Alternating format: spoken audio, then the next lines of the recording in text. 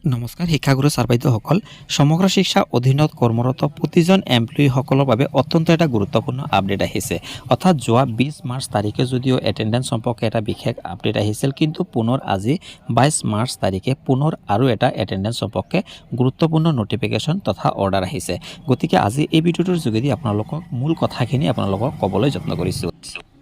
আপোনালোকে নিচে দেখা পাইছে যে all the employees engaged under Samagra Shiksha Assam from district to block level are hereby directed to compulsory give the daily attendance through Shiksha Setu apps only with effect from 1 April 2024 অৰ্থাৎ 2024 চনৰ 1 এপ্ৰিলৰ পৰা সমগ্ৰ শিক্ষা অধীনত যিসমূহ কৰ্মচাৰী আছে প্ৰতিজনকে কম্পালসাৰিভাৱে অৰ্থাৎ বাধ্যতামূলকভাৱে এটেণ্ডেন্স দিয়াৰ বাবে কোৱা হৈছে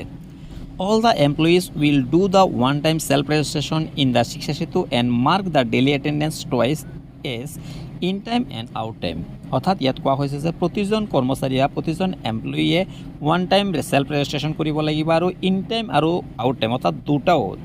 এটেণ্ডেন্স দিব লাগিব অৰ্থাৎ ইন টাইমো দিব লাগিব আৰু আউট টাইমটো দিব লাগিব